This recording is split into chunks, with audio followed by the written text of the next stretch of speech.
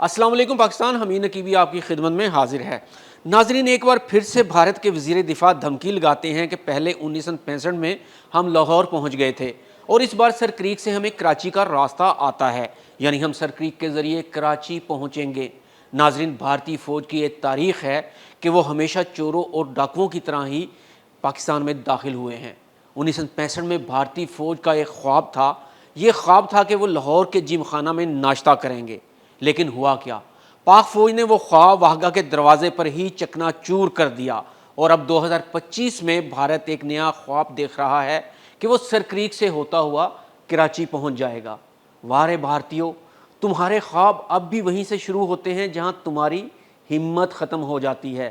کبھی تم سندور لینے آتے ہو اور تیاروں کی خاک لے کر واپس بھاگ جاتے ہو، اور کبھی ناشتے کے خواب دیکھتے ہو اور رائفلیں اور ٹینک چھوڑ کر فرار ہو جاتے ہو۔ یاد رکھو، یہ 1965 والا پاکستان نہیں، وہ پاکستان بھی ایک بہادر پاکستان تھا، لیکن اب پاکستان نے اپنے آپ کو اور زیادہ اپڈیٹ اور مضبوط کر لیا ہے۔ یہ نیا، جدید، تیار اور جواب دینے والا پاکستان ہے۔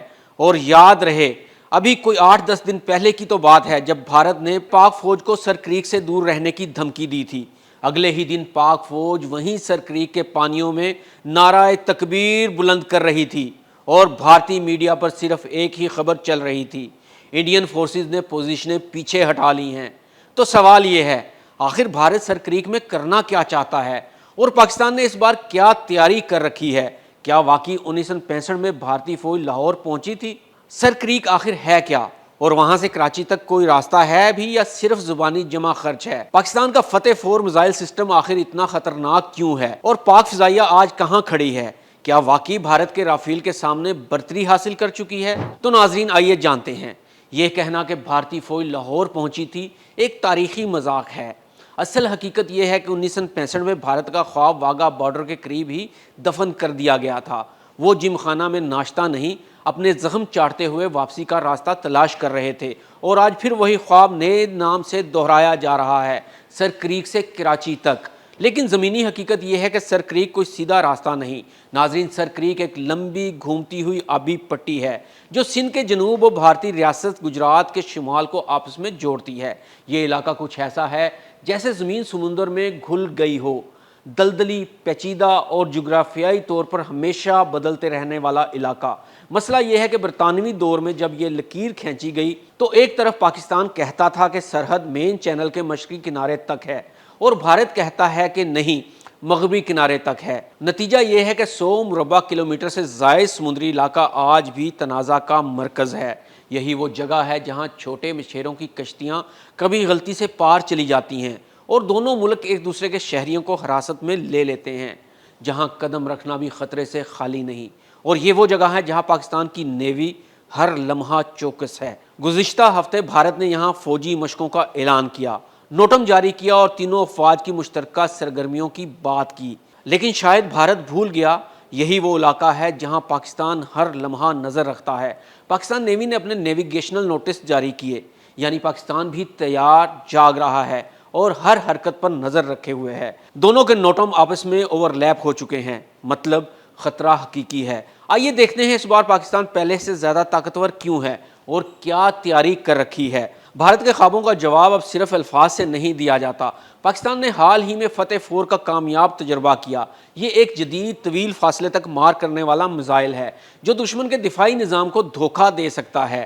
فتح 4 ایک جدید طویل فاصلے تک مار کرنے والا ہتھیار ہے۔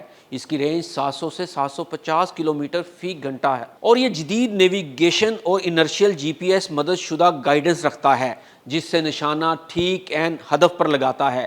فتح 4 کم بلندی پر پرواز کر کے دشمن کے روایتی ریڈار کو چکمہ دینے کی صلاحیت رکھتا ہے۔ اس میں موبائل لانچرز ہوتے ہیں جو جلدی حرکت کر کے محفوظ مقام اختیار کر سکتے ہیں، اور اس کا ڈیزائن فوری جواب دینے اور اسٹریٹجک اہداف کو دور سے نشانہ بنانے پر مرکوز ہے، یعنی اگر ضرورت پیش آئے تو خطرے کو دور سے کنٹرول کرنے کی صلاحیت بھی موجود ہے۔ اب بات کریں گے فضائیہ کی۔ پاکستان ایئر فورس آج پہلے سے کئی گنا زیادہ طاقتور ہو چکی ہے، خاص طور پر JF-17 تھنڈر بلاک 3۔ JF-17 ایک کثیر المقاصد لڑاکا طیارہ ہے جو تیز، پھرتیلا اور عملی میدان جنگ کا اہم حصہ بن چکا ہے۔ جدید ورژنز خاص طور پر بلاک 3 میں AES سے ریڈار، بہتر ایویونکس، BVR میزائل فائر کرنے کی صلاحیت، ہیلمٹ ماؤنٹڈ سسٹمز اور بہترین ڈیٹا لنک شامل ہیں جو اسے فضائی مقابلے اور زمینی حملوں دونوں میں کارگر بناتے ہیں۔ یہ طیارہ نائٹ لو ویزیبلٹی آپریشن کے قابل ہے، مختلف قسم کے ایئر ٹو ایئر اور ایئر ٹو گراؤنڈ ہتھیار برداشت کر سکتا ہے اور مجموعی طور پر PAF کو مقابلہ کرنے، فضائی حاکمیت برقرار رکھنے اور جوابی آپریشنز انجام دینے میں خاطر خواہ سہولت دیتا ہے۔ JF-17 نے پاکستان کی فضائی سرحدوں کو فولادی دیوار بنا دیا ہے۔ بھارت کے رافیل طیارے جن پر وہ فخر کرتا ہے، اب انہی رافیل کی آنکھوں کے سامنے ہمارے JF-17 آزاد فضا میں پرواز کر رہے ہوتے ہیں۔ یہ وہی PAF ہے جو 2019 میں دشمن کے خوابوں کو ہوا میں اڑاتی نظر آئی تھی۔ اب تو ٹیکنالوجی بھی نئی، حکمت بھی نئی اور ہدف بھی واضح ہیں کہ دفاع وطن پر سب کچھ قربان ہے۔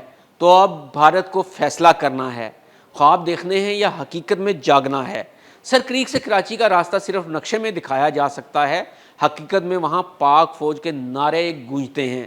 اگر بھارت ایک قدم بڑھائے گا تو پاکستان 100 قدم آگے بڑھ کر جواب دے گا، اور اس بار فتح محض ایک ہتھیار نہیں بلکہ ایک پیغام ہے۔ پاکستان تیار ہے اور جاگ رہا ہے۔ نعرہ تکبیر، اللہ اکبر۔ حمید نقیبی کو اجازت دیجیے، اللہ حافظ۔